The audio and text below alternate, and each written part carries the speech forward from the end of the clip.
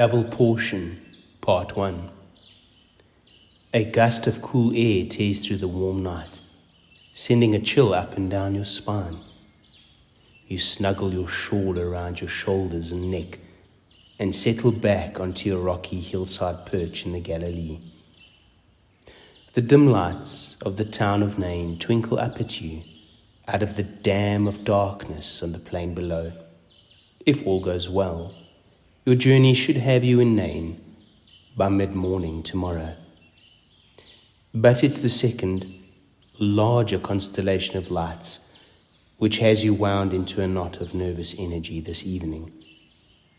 A full day's journey from where you sit on your hilly perch flicker the taunting lights of your torturous destination, Nazareth. It is the one place in all of this beloved land of Israel which the Almighty has commanded you to return to. You pull your shawl tight once more as another shudder rocks you, but this time the chill reverberates outward from the seat of your being. The knot in your stomach wrenches more tautly. Your breath grows even shallower. Nazareth. It's been 7.5 years since you left. Every remembrance of the town provokes a spell of mild nausea. All of the beautiful childhood memories, warm days in the barley fields, cozy nights next to the fire, long, giggling conversations with your girlfriends, all have been painted over with a pale green pallor.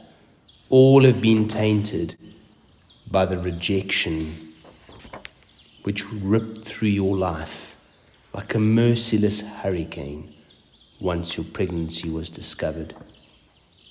You endured the sneers, stares, loneliness and shame for 6 eternal months before Caesar mercifully issued the order that every man must return to the town of his ancestry in order to be counted. Though the donkey-back journey was arduous and agonizing for your pregnant body, each sloping step towards Bethlehem shed a small portion of the burden of condemnation which your family and townsfolk had heaped upon you. The condemnation liberally bestowed upon those who fall pregnant before they are married. Even more than Caesar, the Almighty had shown you great mercy in sending Gabriel the angel to speak to Joseph. Had Joseph not received Gabriel's command to marry you, had he not received the angel's confirmation that you were indeed pregnant by the Holy Spirit, he would have divorced you. The people of Nazareth would have stoned you. Instead, he stepped in under your shame. He came to shield you from the shower of their condemnation.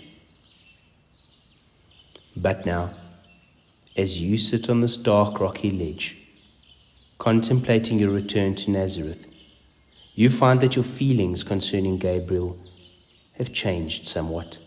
For it was he who came and disturbed it all again. You had found a new life in Egypt. By the grace of the Almighty, it was a very comfortable life and an inconspicuous life. Joseph's skill as a carpenter was bringing in a healthy income, and your little family of 3 children, Yeshua, Yaakov, and Miriam, was thriving. And then, about 1 month ago, Gabriel appeared to Joseph in a dream and gave the command for your family to return to Israel. To Judea, well, at least you thought it was Judea. While you were en route, he brought further instructions directing you to Nazareth. And so it is that you find yourself perched precariously on this dark precipice with nothing but an empty black plain between your family and Nazareth of Galilee. as you sit in this dark night, feel the emotions of your unavoidable return washing over you.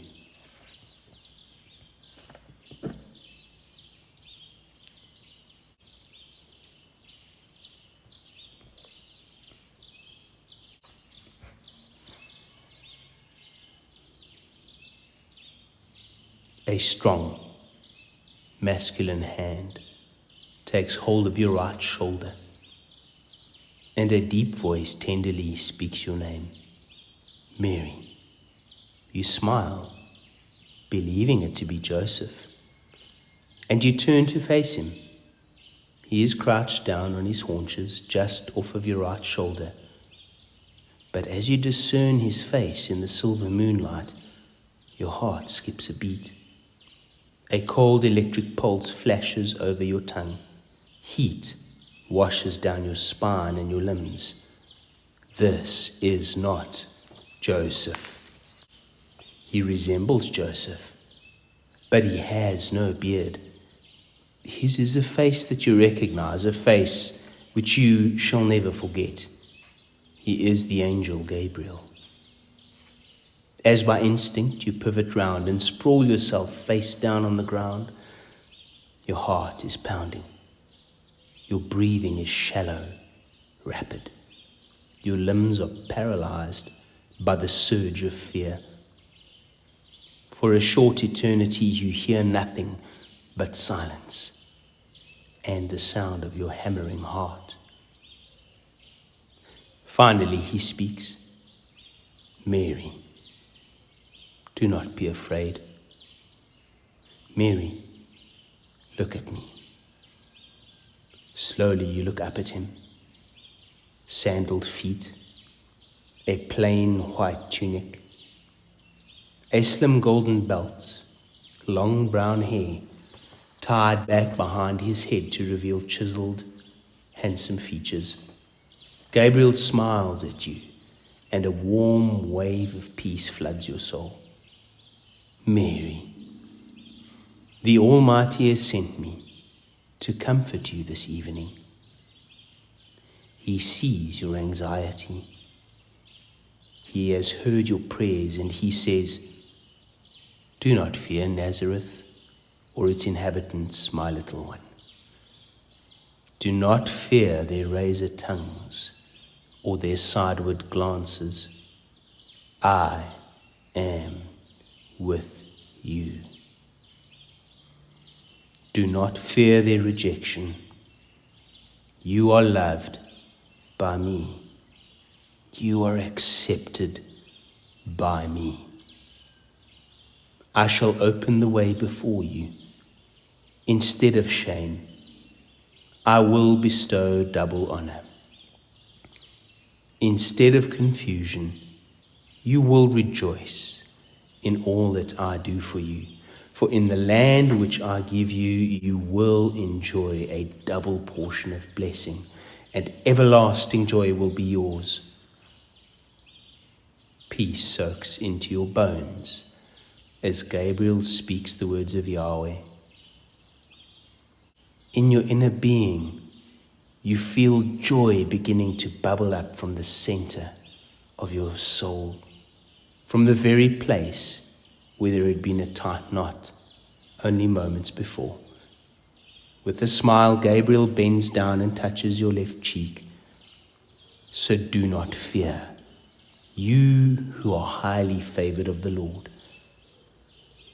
He straightens up, turns, and walks off into the night. For a long moment you sit, silent, contemplating these precious, precious words.